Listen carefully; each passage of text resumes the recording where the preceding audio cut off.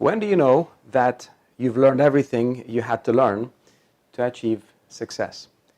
Well, the moment you think you've learned everything is the moment that the end is near. About 12 or so years ago, I had the opportunity to meet my dear friend Phil Bedford.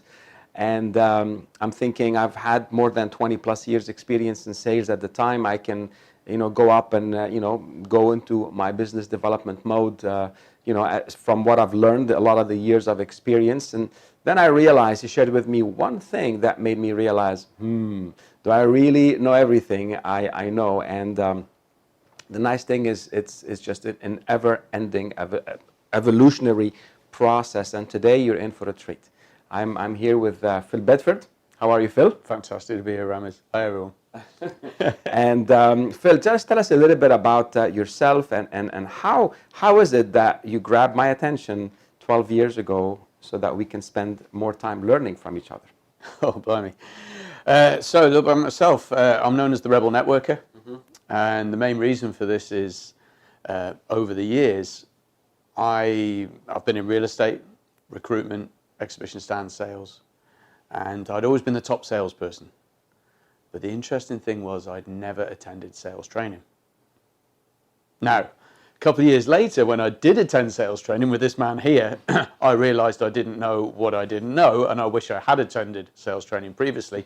But how could I be the top salesperson? How? With no training. And what it was, I realized, was because of the high caliber prospects I was able to generate. But I was generating them all from my network, the people I was connected to, the referrals I was getting. So what it turned out was, actually I wasn't a brilliant salesperson, I was an amazing marketeer or a personal marketeer.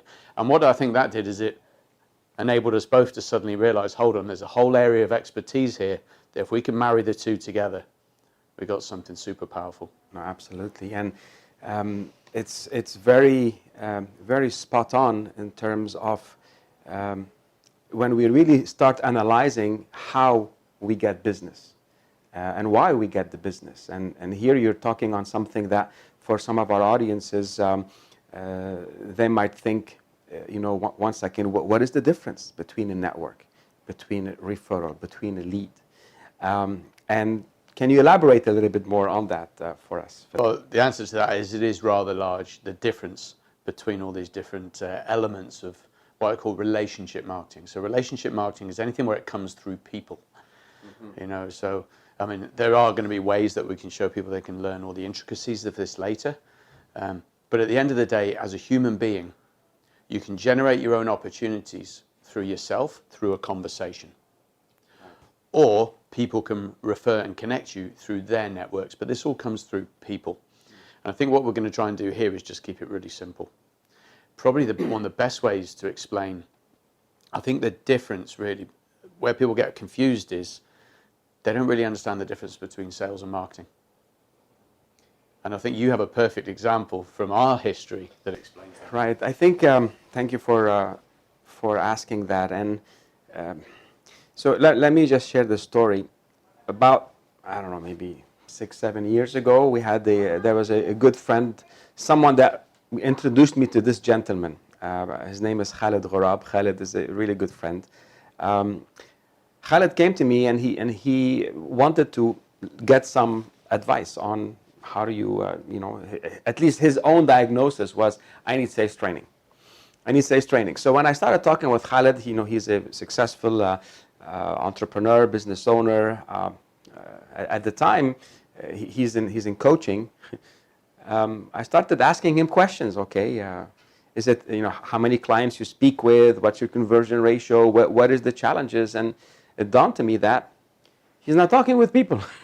he has these ideas, and his issue was not conversions. It was not sales related. It was more he doesn't have people to speak with about his opportunities. I said, what, I can definitely train you how to build those skills, but what you want to do is you want to talk with Phil. Phil is the referral networking expert, which would help you build the people around you, would help you build people that would know you, like you, trust you, and be able to speak to others about you and bring in opportunities, which then you can find a way to to convert.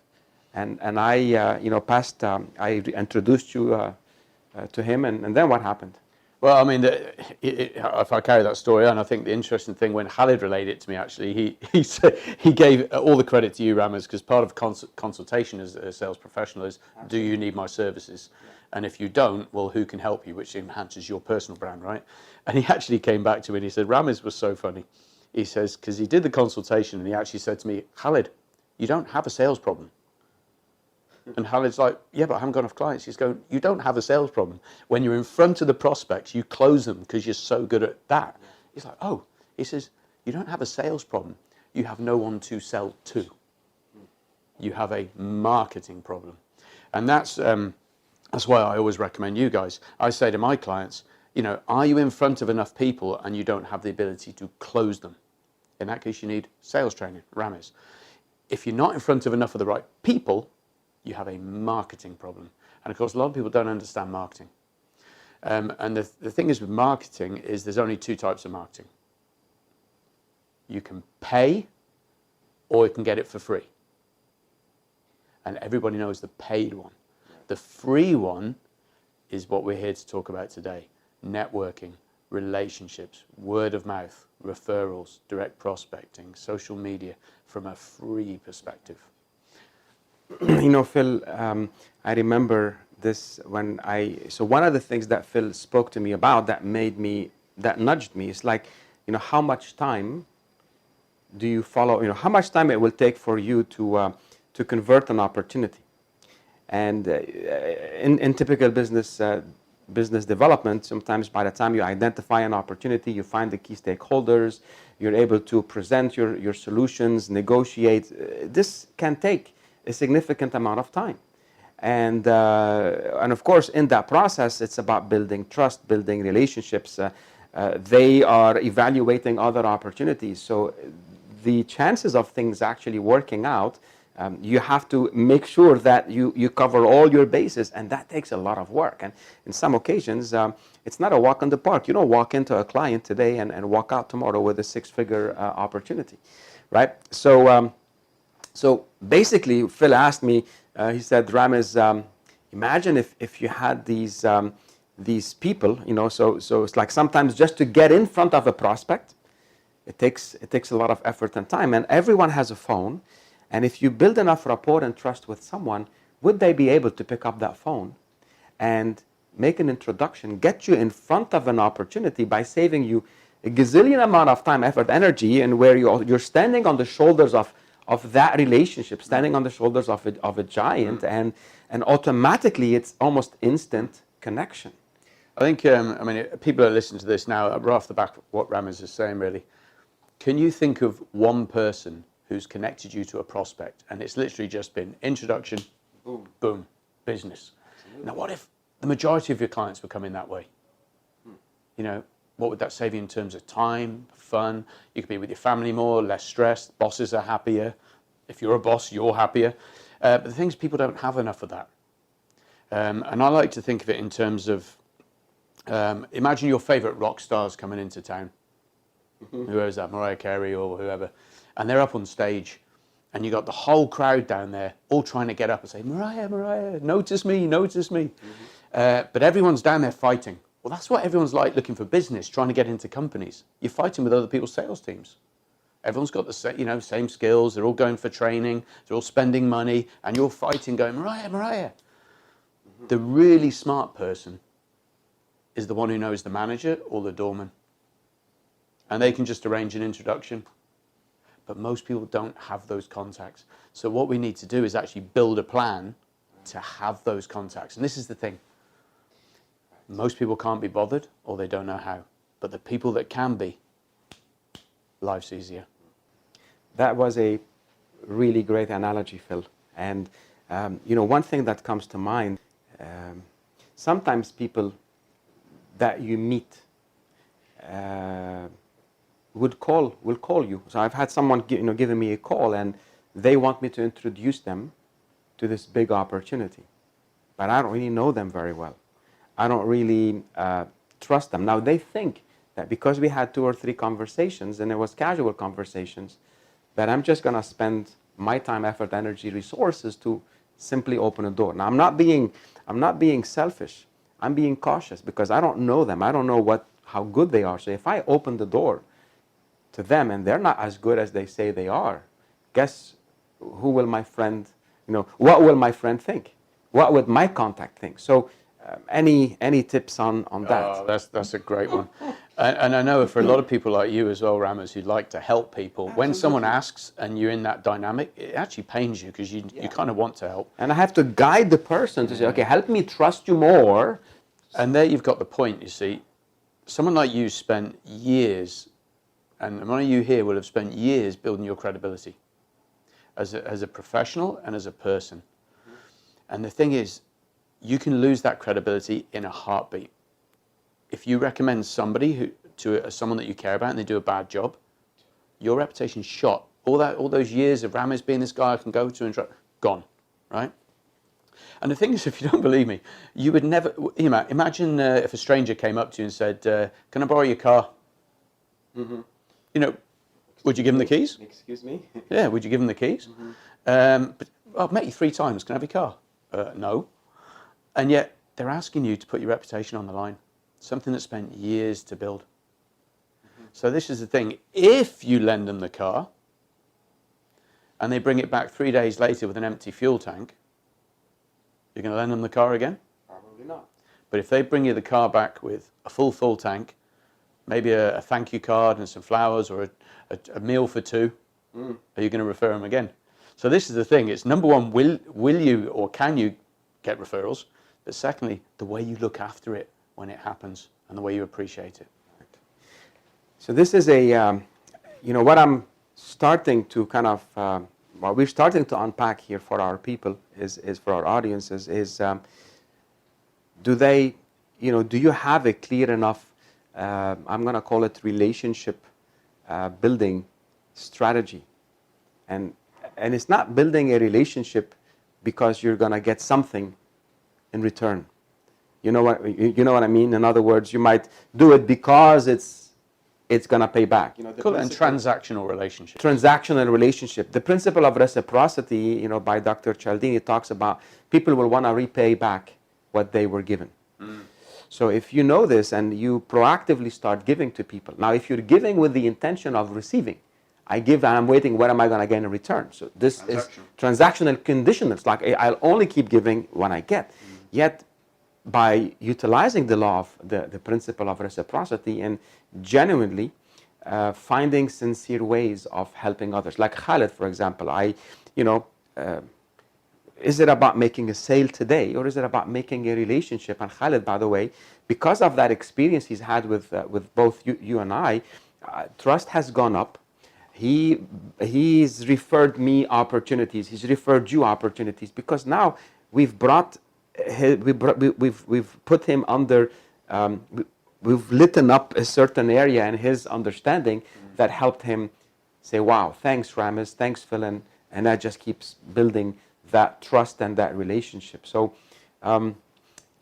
anything on that? Anything in terms of what advice can you give people in building these closer relationships so that eventually, they can get what they're after. And the word is eventually. Eventually. Well, I mean, the thing is, if you look at any relationship in your life, whether it's your best friend, your husband, your wife, you have that relationship because ultimately you give into it. You give of your time, you give of yourself, you give of your care. So any good relationships requires giving, and it's the same in business. And while we don't give with expectation of reciprocation, which is proper giving, there are also people out there who will take. So part of our goal is to separate the takers from the people who are just decent people, which I think is important. And you know what I mean, the takers. But the other day, it's also ourselves. We haven't really talked about networking yet. What is networking? We've talked a little bit about referrals, where somebody else refers you. But the question is, what do you do yourself? And networking is a bad word for a lot of people. Networking. Ooh. But what is networking? Really? What is it? Well, networking is different to a network, which is different to a networking group. Okay. Are you following? Okay, so a networking group is a place where you go to, where people are there to make business or social contacts. Your network is the people you know around you. And networking is the process of going out high. Now, networking, therefore, is a communication and a relationship between two people. You and I are networking now. You know, we're taking our relationship to another level. You do the same with your parents, with your kids. It's just networking is improving the quality of each other's lives. So networking, in a way, is when two people come in contact with each other, and having that, the fruit of that contact is that relationship, and it either brings people closer together or it takes them apart from each other. Closer or further apart, exactly. And the further apart is when people turn up inappropriately or irritably, where they sell at you, for example, or try and take from you. Well, then you're like, hold on, this person's trying to take from me. And you know, a very prehistoric part or a biological part of our whole existence kicks in when people are trying to take or make us uncomfortable, and we start kicking into fight, flight, freeze. You know, from you know, our makeup. So when we feel threatened, we run in the other direction. So networking, again, is that conversation between two people, which may be happening in a room of other people at a networking event. And so ultimately, you're trying to add value to that person. And when you add value, you become important to people. And when you become important to people, you have a relationship. And so becoming important could be that you discuss how you help each other socially. Could be helping your kid find a tennis coach. It could be that you help each other in business. But the point is you're moving that relationship forward. And if you think even in your lives, some of the most powerful things people have done for you have been bring you a meal when you're ill, give you a lift to the airport. That's how and again, networking and relationships enhances our lives and makes it easier. And that's a choice. And I think from a business perspective, because we're here talking about sales, okay, there is a lean on this, okay? And the lean on this would be, okay, I go networking to generate opportunities for my business. And the thing is, if we approach that networking from a transactional perspective, hi, my name's so-and-so, buy from me, people, which is what most people do. So, I mean, if you actually look at sales statistics, you know, the National Sales Association, how many sales are made on the first contact? Not much. 2%. It's literally 2%. So if you go to a networking event with 100 people in the room, and I encourage you to write this down. If you go into a room with 100 people, and let's just imagine for one moment, 100 people could buy what you're selling. Statistics tell us only 2% will buy. That's 2 in 100. Right? You're going to have to go real fast. You want to buy? Want to buy? Want to buy? And that's the thing, right? I mean, have you ever been to a networking event and somebody, you know, they sell at you and you're like, whoa, hold on a second, I was just having a chat. Throw at you a card. Throw at you a card, make you feel uncomfortable, buy from me, they're pushy, and you're like, whoa. So the thing is, you may get the 2%. Right. But the other 98% are going to think, whoa, hold on, I'm not going to go around this guy again, so you've damaged your brand. That's a waste of time. That's why a lot of people don't get value networking. Networking doesn't work because they do it wrong.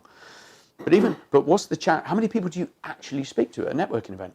So, let's think about this again. You go to a networking event, you go for 2 hours, which is normal. How many people do you speak to in 2 hours? Probably 5. 5 or 6, right? 6. So what's 2% of 5 or 6? Nothing. Nothing. 0.0. So what's the chance you're going to close anyone if all you do is sell at a networking event? Pretty much nothing. Right. Now, every now and again we have a bit of luck, but even a blind squirrel finds a nut once in a while. Right. And if we apply that once it happened to me strategy, you're not going to have success. Now, another stat.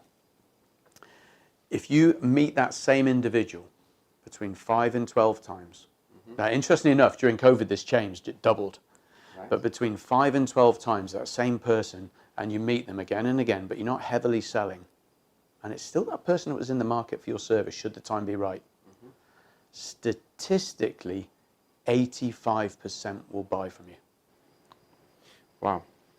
So what I'm getting from this here is you want to be visible. You want to ensure that you are front of mind, that somebody at least knows what you do. When the need arises, then you want to be that go-to person, then there'd be no two things about it. So no doubt about where am I going to get this service or this product from.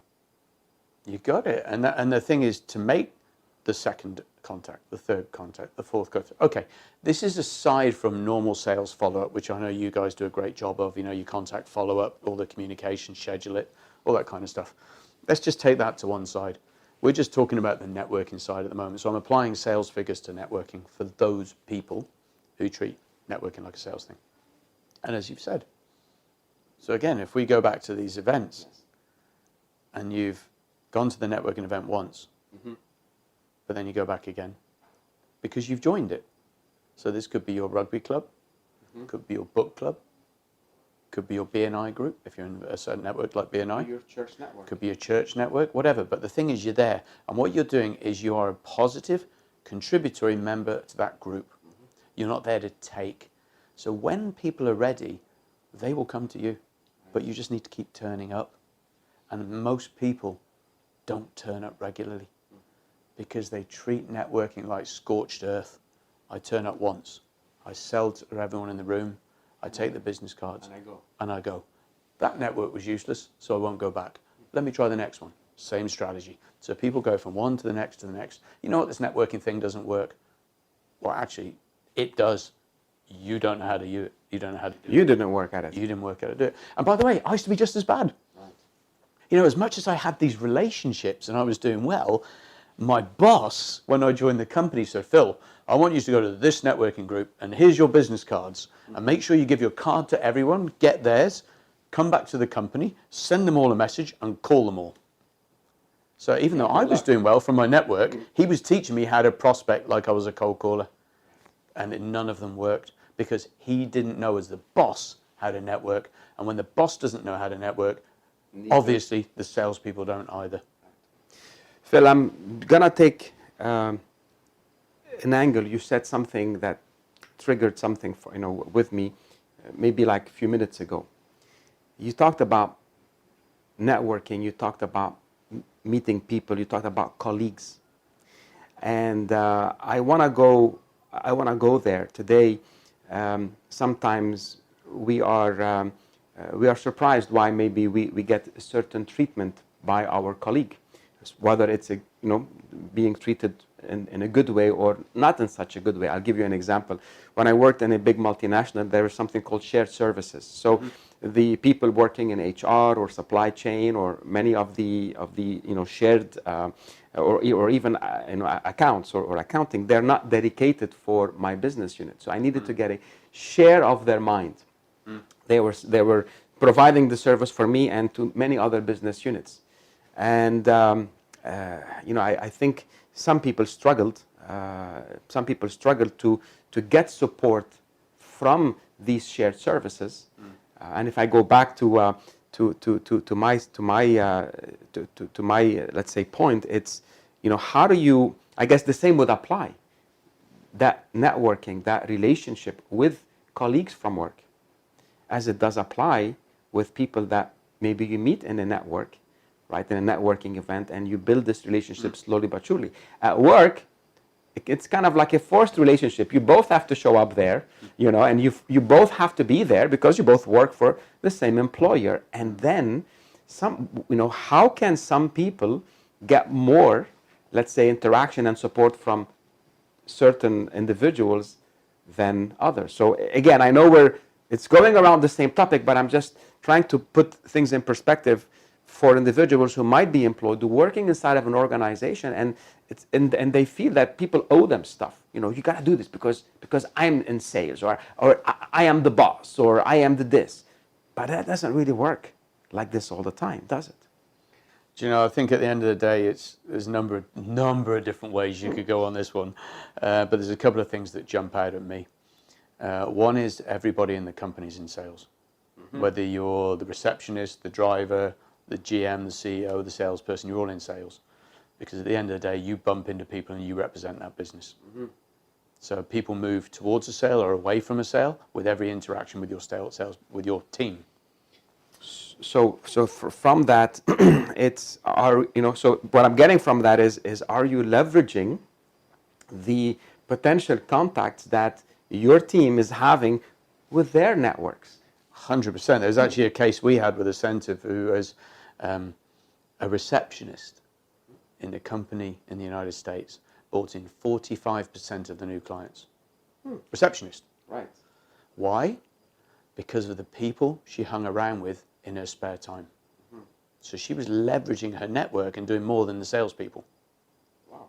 Okay, so what this presence is how are we utilizing the networks of our staff? And this is the thing, a lot of companies are just focused on the salespeople generating. Well, if you've got I don't know, 10 people in your sales team, but 300 employees, that's a lot of opportunities that could be missed. So how are we training and motivating our staff to recognize opportunities without detracting them from their own job, but to bring in opportunities? If you had 300 people in your company and they bring in one opportunity each a year, what could that mean?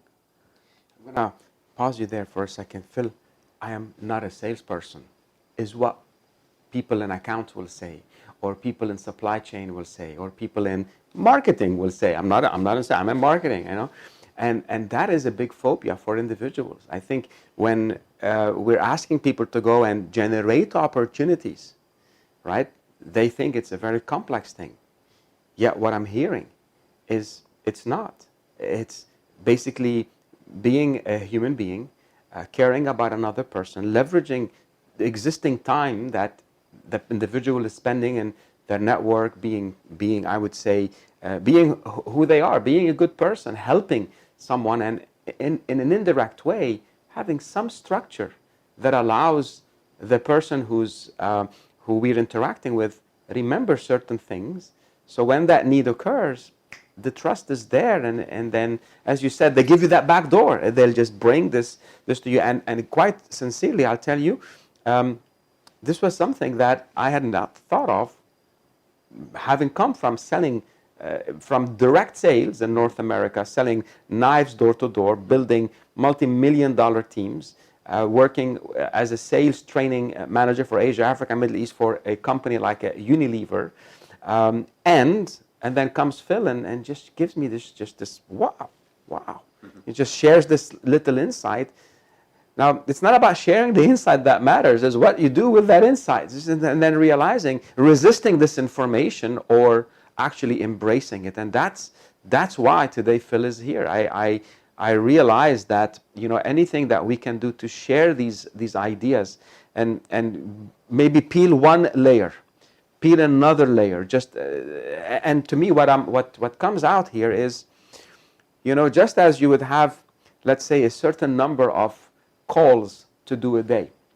A sales professional will have a target, let's say, contact 2 new opportunities, follow up on the existing opportunities. I think there's certain amount of time, a certain, let's say,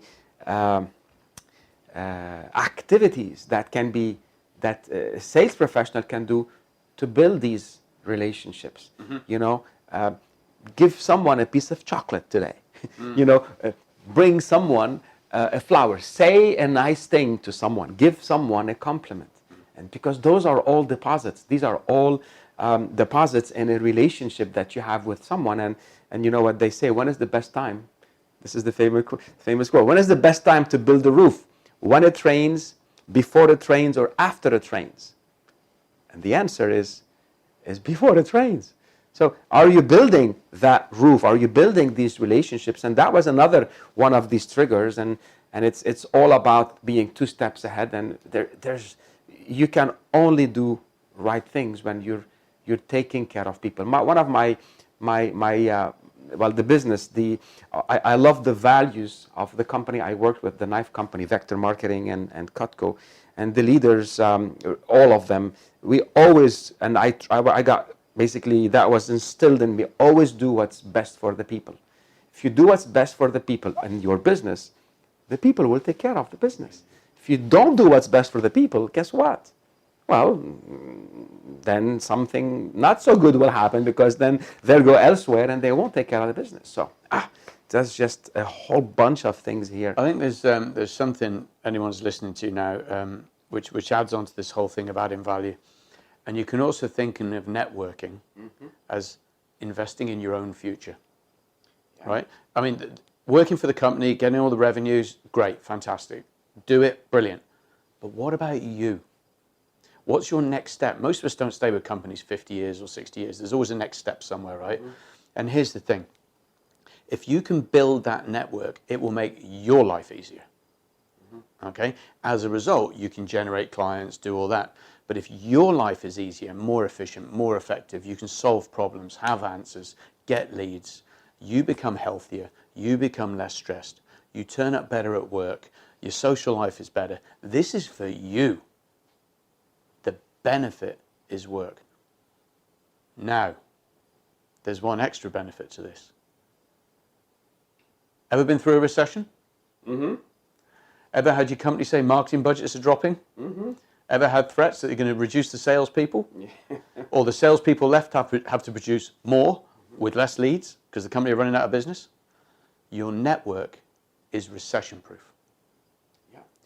For what reason would we not be training and leveraging our network to bring us leads, bring us opportunities? Because people are always there. It doesn't rely on money. Remember, 2 ways to market your business: with money and for free. The free relies on people. People are always there. As long as, like you've said, you build the roof before it rains. There's no point waiting until there's a recession to start building relationships. It's too late. Build them now.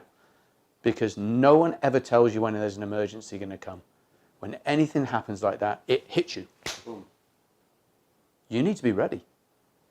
And so some people will make a decision at the end of this to find out how to build that network. Other people will make a decision to carry on as always. But as someone said to me the other day, not making a decision is making a decision. Making one, yeah, absolutely. So we're making a decision on how you want to take your life forward from this point. Amazing. Thanks, Phil. Time and money. These are the 2 resources that people have. And I remember when I started a long time ago in this business, I had some money, but I didn't want to spend the money, So, but what I had was time, and I think today, what they say, we don't lose time in days or months or weeks or years. We lose time in seconds. We lose time in making decisions, not to make decisions, and in just kind of going. I guess being in neutral, being lukewarm. And one thing I want to say, maybe you cannot change your life in a minute or in a second, but it does take a second to make a decision to change your life. It just takes a second to make a decision. Say, okay, I want to learn about building better relationship. I want to learn about becoming building a roof before it rains. I want to learn to recession-proof my business. And I think today, with what we're seeing in the world, the level of uncertainty, the level of volatility it's just unheard of. And research shows that with all that's going on in the world, this is going to be here to stay. And I think there is a new normal we spoke about when COVID hit. I think the 21st century only started when COVID started, in many ways for different businesses, different people. And the biggest question today is, are you going to just sit there and wait for something to happen and then wish you would have done, wish you would have had, or you're willing to spend the time, effort, energy, and invest in yourself to learn more about these basic principles. And these principles are here to stay. This is how humanity got to where humanity is today. This is how people, successful individuals, myself included, build these relationships, build these networks so that I'm able to do more quicker, faster, and enjoy the process as well. It's interesting what you say, about these decisions and making these things now. The world has changed, and there's a couple of key elements. Everything we're talking about here today with regards to networking and relationship building is online as well. It's there with your social media. It can be done through Zoom. You can be doing networking on Zoom.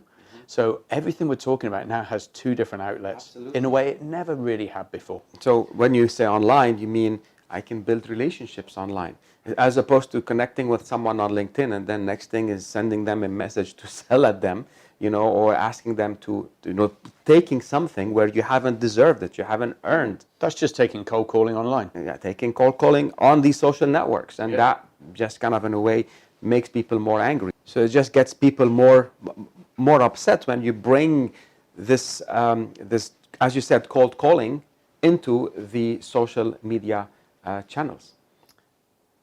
And you know what? Again, I spend a lot of time looking at social media and that, and it is such a powerful tool. But as we're saying here, so many people are just using it to prospect. Okay, and that's okay. But do it in a way that's not cold, because that, as you said, it just annoys people. Yes. How often does someone, connect with you on LinkedIn? The first thing to do is sell. Yeah. You're like, delete, get away. So during COVID, for example, while a lot of people were sitting there saying, "Oh, I've got no connections, I can't do anything," I met over 2,500 people and had a conversation. Wow. All right. Tell me more about that. Yeah.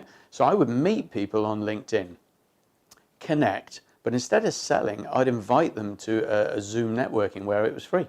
So as well as meeting me, they were meeting other entrepreneurs. We'd have a conversation. Some of them might go further, some not. But the point was, these people I was connecting with on LinkedIn became people I knew. I knew something about them. And at some point in the future, there's more chance then that they would refer me, connect with me, be interested in me. And this is so, so powerful.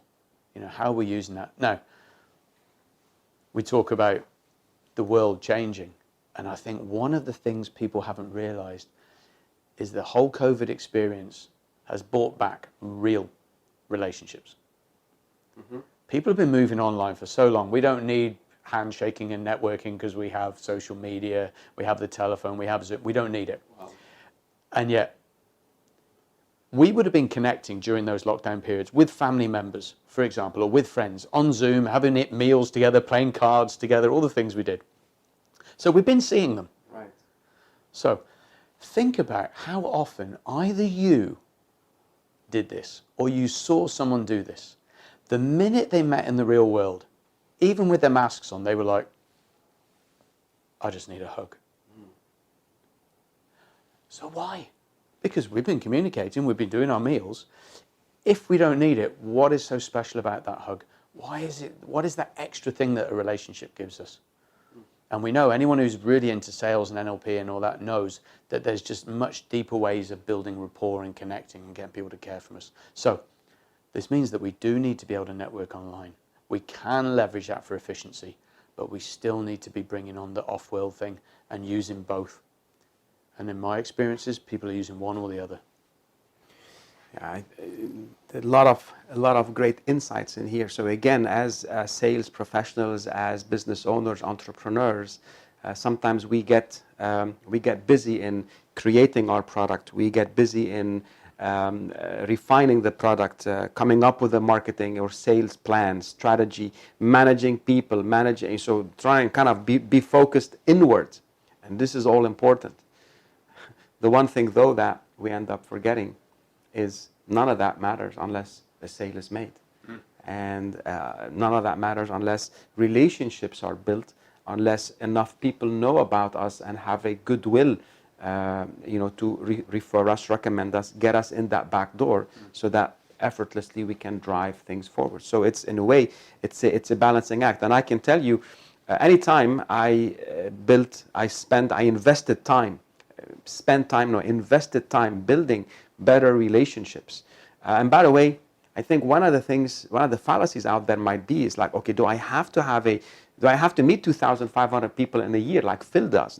No, you don't. Okay, all what you would need is to meet some key relationships, find key individuals who you like, who you probably have potentially studied, or you understand that there is a potential two-way support that can come as a result of that. If I can just give this one simple, again, how that made a big difference. There's a concept I learned with you, Phil, which talks about common target audience, non-competing businesses. So common target audience, non-competing businesses, is not about having a golden egg. It's about finding that golden goose. Can you tell us a bit more about that? Yeah, so I think that the golden goose, golden egg analogy is brilliant. You know, a lot of people out there are chasing golden eggs. So let's look at Ramez, right? You know, you and I have similar customers. I can work with sales teams, so can you. I can work with entrepreneurs, so can you, but we don't compete. Okay, we both provide, this is how you can grow your business services. But I'm not in sales, you are. So if I were to sell at Ramez, I might get one deal. He learns how to network. If he was to sell at me, he might get one deal. I learned to do sales, which, by the way, we have done. That was an extra benefit of our relationship. But it wasn't done just to finish it there, you know. I knew there's a lot more, and vice versa. We saw a gap in each other's knowledge, so we both invest in learning. We can always learn more. But more importantly, if you think about all the clients you have and all the clients I have, and all my clients could use his services and vice versa, suddenly he's a golden goose, I'm a golden goose, who can lay each other golden eggs. And so if we can actually now, when we're networking, when we're building relationships, this is what you're talking about, instead of looking at people like they're a golden egg, be asking yourself, is this person a golden goose? And can I be a golden goose for them? Yeah. Then you apply reciprocity and strategy and everything to that. Suddenly life's a lot easier. That's how we get more business in less time. But we have to have a mindset of reciprocity. We have to recognize those opportunities. And that's why relationship marketing has a skill and a science. Just like you learn to become a doctor, you go to sales training. You can only be so successful if you try and do it on your own. And that's what we do that's what I've done for years now, is train people with the science on how to leverage these relationships. I'll build on that. It's not just training people on the science of leveraging. I think it's taking the knowledge into a habit, you know, where the habit then gives you the outcome effortless, you know. So I think it's one thing to know what to do. The other thing is to do what you know. You know, it's one thing to know what to do, but it's a completely different thing to do what you know, and that's when mastery comes. That's when mastery comes. You said something a little while ago that's very interesting, and it's very right what you said. You know, not everybody wants to meet 2,500 people. Okay, I get that. And we can be looking for golden eggs. There's also a way of meeting that kind of amount of people, but in a way that doesn't take too much time, which is why I did the Zoom thing. I got to meet 20 people in one go in 1 hour, rather than 20 people times 1 hour. Okay, that would waste my time, right? Or I'd have to do a lot of filtering to get the people I wanted. So what I would do is meet 20 people in 1 hour, from there filter my golden geese. Okay, so that's a more efficient way of doing it. However, all those other people, even if they're not going to be golden geese for me or clients, they leave going, I know what he does and I like him, right?